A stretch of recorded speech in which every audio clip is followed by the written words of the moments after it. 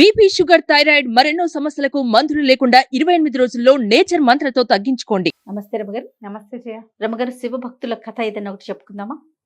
చెప్తాం. శివభక్తుడి కథ అనద్దు దీన్ని, ఉమ్. కుబేరుడి కథ. ఓ, కుబేరుడు ఉన్నాడు కదా, ఇప్పుడు వాళ్ళ మన ఆ. కుబేర త్రయోదశి అవును. ఏమంటారు దానికి, మన ధన్తేరాసు కుబేర పూజ చేయాలంటారు. అసలు ఈ కుబేరుడు ఎవరు, ఎలా అతనికి ఆధిపత్యం లభించింది, దిక్పాలకుడు ఎట్లా అయ్యాడు అనే దాని మీద కథ. పూర్వం అంట కాంపిల్య నగరంలో యజ్ఞదత్తుడని ఒక బ్రాహ్మణ ఆయన ఉండేవాడు. చాలా కాలం సంతానం లభించక భార్య ఆయన ఎంతకాలమో శివ పూజ చేయగా లేక ఒక కుమారుడు కలిగాడు. గుణాలకి నిధిగా ఉండాలి తన కొడుకని అతనికి గుణనిధి అని పేరు పెట్టారు.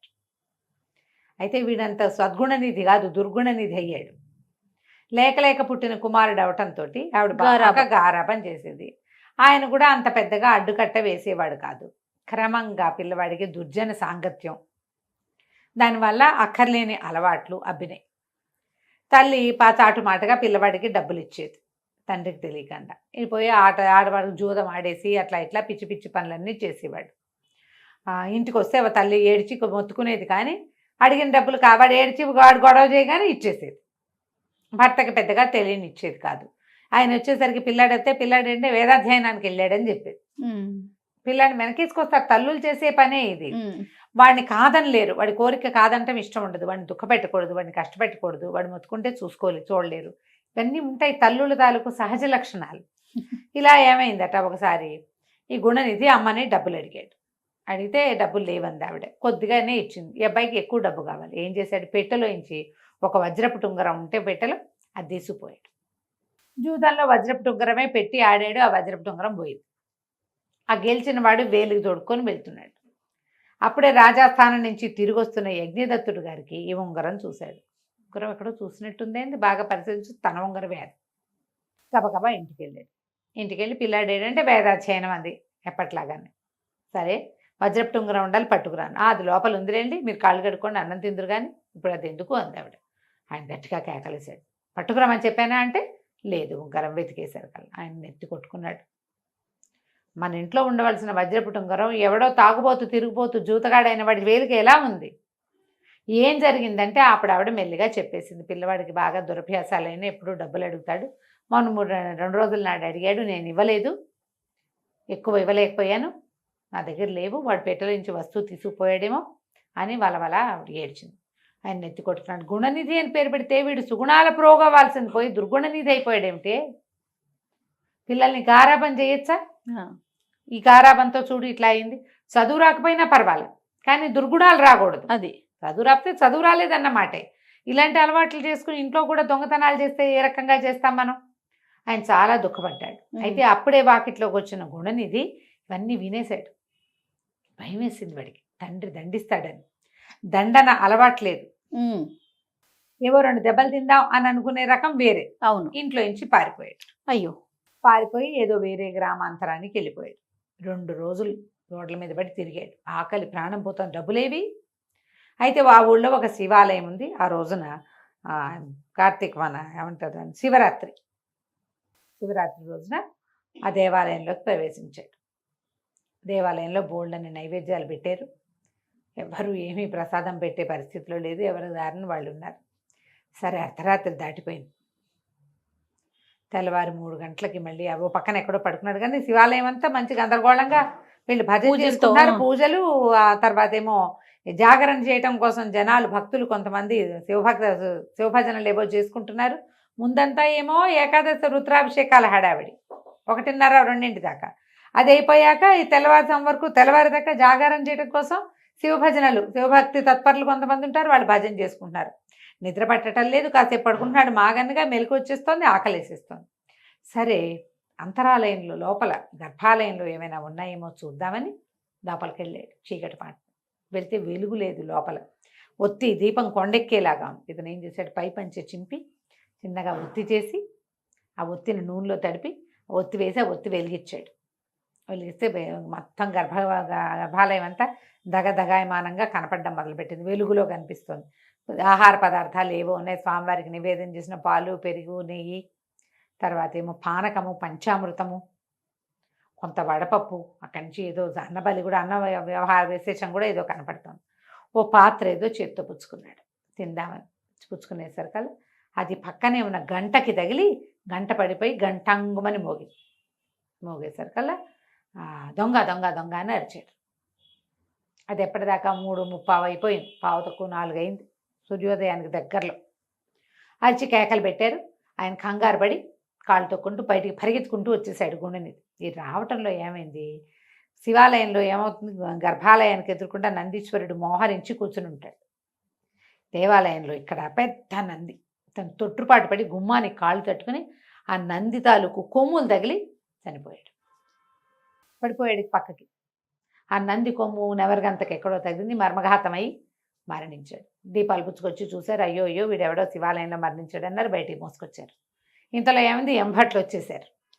వాళ్ళ వెనకాలే శివభటులు కూడా వచ్చారు. వీళ్ళు మేము తీసుకెళ్తామంటే మేము తీసుకెళ్తామన్నారు. ఇంతలో కైలాసం నుంచి బ్రహ్మాండంగా పెద్ద విమానం వచ్చింది. ఒక అట్టహాసంగా శబ్దం వినపడింది ఆకాశంలో నుంచి. యమభట్లారా, వీడెంత పాపిష్టివాడైనా జూదరి వ్యసనపరుడైనప్పటికీ శివరాత్రి నాడు ఉపవాసం చేసి శివసన్నిధిలో దీపం వెలిగించి నందీశ్వరుని వల్ల మరణించాడు. ఉపవాసం చేసే జాగారం కూడా చేసినట్టే తెల్లవారుజామున. కాబట్టి వీడికి శివ సాయుధ్యం తప్పదు, మీరు జీవుడిని వదిలిపెట్టేయండి అంటే వదిలేశాడు. ఆ జీవుడు ఈ గుణనిధి కైలాసానికి వెళ్ళిపోయాడు. ఎంతకాలమో పరమేశ్వరుడి సన్నిధానంలో ఉండి తన కర్మఫలం అంతా తీరిపోయాక, అంటే ఎంతకాలం అతను అక్కడికి ఉండటానికి అవకాశం ఉందో అంతకాలం ఉండి భూలోకంలో మళ్ళీ ఒక రాజుగా జన్మించాడు, అరిందముడు అనే పేరుతోటి. ఈ అరిందముడు ఎవరు, కళింగరాజ మహారాజ కుమారుడు, కళింగ యువరాజుగా జన్మించాడు. పుట్టుకతోటే మహాశివ భక్తుడు అయ్యాడు. శివాలయంలో మరణించిన ఫలితం అనమాట. శివసాయుధ్యంలో ఉన్నాడు కదా, శివకేశవులకి అభేదమని చాటి చెప్పాడు. ఎన్నో శివాలయాలు కట్టించాడు. ప్రతిరోజు నిత్య శివార్చన పరుడుగా ఉన్నాడు. ప్రతి పౌర్ణమి, ప్రతి ఏకాదశి ఇవి చేసేవాడు. ప్రదోష కాలార్చన విశేషంగా చేసేవాడు. ఎంతమందో బ్రాహ్మణులకి భూరి దానాలు ఇచ్చాడు, అగ్రహారాలు ఇచ్చాడు, చెరువులు తవ్వించాడు. ఎంతకాలమో. తర్వాత మరణాసన్న స్థితిలో అష్టాక్షరి జపిస్తూ నారాయణ మంత్రాన్ని జపిస్తూ, నారాయణ నామం అనుకోవాలని చెప్తారు కదా, అష్టాక్షరిని జపిస్తూ మరణించాడు. మరణించిన తర్వాత ఇతను ఎక్కడ జన్మించాడు, మూడో జన్మ, తర్వాత జన్మ పులస్త్య బ్రహ్మ. పులస్త్య బ్రహ్మ కుమారుడు విశ్రావసు. ఆ విశ్రావసు కుమారుడే రావణ బ్రహ్మ. ఈ విశ్రావసుకి మొదటి ఇంకొక భార్య ఉంది. ఈ విశ్రావసువు దేవవర్ణి అనే అమ్మాయిని పెళ్లి చేసుకున్నాడు. భరద్వాజుని కూతురు ఆవిడ. దేవవర్ణికి ఒక కుమారుడు కలిగాడు. ఆ కుమారుడి కుబేరుడు. వైశ్రావణుడు అనే పేరుతో పిలిచేవాడు. విశ్రావసు కుమారుడు ఇతనే సాక్షాత్తు కుబేరుడు. ఎంత సౌందర్యవంతుడో, ఎంత శివభక్తిపరుడో. కుబేరుడు మహా అందగాడని చెప్తారు. ఎంత అందగాడోట. అయితే ఈ కుబేరుడు మహాద్భుత సౌందర్యవంతుడు. ఈయన చూసి పిల్లవాడు ఎంతో ముద్దుగా ఉన్నాడని దేవజాతుల వాళ్ళే చాలా ముచ్చటపడేవాళ్ళు. ఎంత ముచ్చటపడేవాళ్ళు. అప్పుడు ఈ పాతాళంలో ఒక రాక్షస జాతికి చెందినటువంటి, అసురు జాతికి చెందిన కైకసి అనే ఆవిడ ఈ కుబేరుని లాంటి కుమారుడు కావాలని కోరుకుంది. కోరుకుని విశ్రావసుని ఆశ్రయించింది. ఆయన వివాహానికి అడిగింది, నాకు కుమారులు కావాలి, నన్ను వివాహం చేసుకోమని. అయితే ఆమె విశ్రావసుని ఆశ్రయించిన సమయం, పిల్లలు కావాలని అడిగిన సమయం సంధ్యా సమయం అవటం వల్ల ఆమెకి రాక్షసులు జన్మించారు. పుట్టిన వాళ్ళు ఎవరు, రావణ కుంభకర్ణులు. ఇప్పుడు రావణ కుంభకర్ణులు కుబేరుడికి సొంత అన్నదమ్ములు. విభీషణుడు, శూర్పణఖ కూడా విశ్రావసు యొక్క సంతానమే కదా. వీళ్ళంతా ఒక చోట పుట్టిన వాళ్ళే, ఒక తల్లి పిల్లలే. అయితే ఏమైంది, విశ్వకర్మ మహాద్భుతమైన లంకా నగరాన్ని, స్వర్ణ లంకని చేసాడు. లంకా నగరాన్ని నిర్మించి అది ఈ వైశ్రావణుడైన కుబేరుడికి ఇచ్చాడు. కుబేరుడి సవితి తమ్ముడైన రావణాసురుడు కుబేరుడిని కొట్టి అతన్ని జయించి లంకని తీసేసుకున్నాడు. లంకని ఆ లంకని లాక్కున్న తర్వాత కుబేరుడు ఎంతకాలమో పరమేశ్వరుడి కోసం తపస్సు చేస్తే అప్పుడు ఈయన ఏం చేశాడు, మన పరమేశ్వరుడు కుబేరుని యొక్క తపస్సుకి మెచ్చి అతనిని యక్షులకి రాజుని చేశాడు. అతనికి ఉత్తర దిక్కున అలకాపురి అనే ఒక నగరాన్ని ఇచ్చాడు. దాంట్లో చైత్రరథము అని అత్యద్భుతమైన ఒక ఉద్యానవనం కూడా ఉందట. దాన్ని కుబేరుడికి ఇచ్చాడు. ఓకే. యక్షులకి రాజుని చేసి నవనిధులని కుబేరుడికి ఇచ్చాడు శివుడు, పరమేశ్వరుడు. పరమేశ్వరానుగ్రహం వల్లే ఆయనకి లంకానగరం లభించినప్పటికీ రావణాసురుడికి ఇంకా ఎక్కువ వరాలున్నాయి. అతను బలశాలి, బలవంతుడు. పైగా ఎవరు రావణాసురుడు? విష్ణువు యొక్క ద్వారపాలకుడు. ఎందుకు కదా పుట్టాడు? భగవంతుని చేతిలో మరణించడానికి పుట్టినవాడు.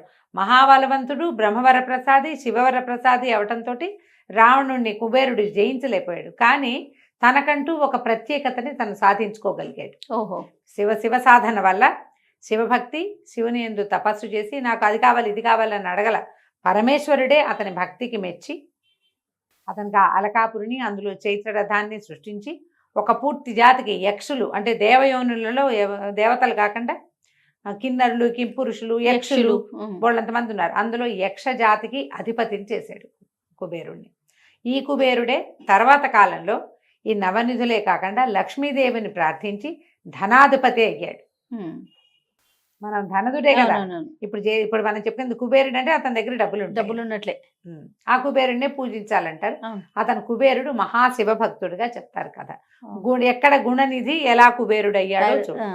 శివానుగ్రహం వల్ల ఇలాంటి అవకాశాలు లభిస్తాయి. పరమేశ్వరుని ప్రార్థించిన వాడికి ఐశ్వర్యకారకుడు పరమేశ్వరుడు, మోక్షకారకుడు కూడా. శివానుగ్రహం లభిస్తే ఐశ్వర్యము లభిస్తుంది, అంత్యంలో మోక్షం కూడా లభిస్తుంది. మన జీవితానికి, మన జన్మకి కావాల్సింది అదే కదా, మోక్షమే కదా. మోక్షమే కదా. బాగుంది రమ్మగారు. నమస్తే. నమస్తే.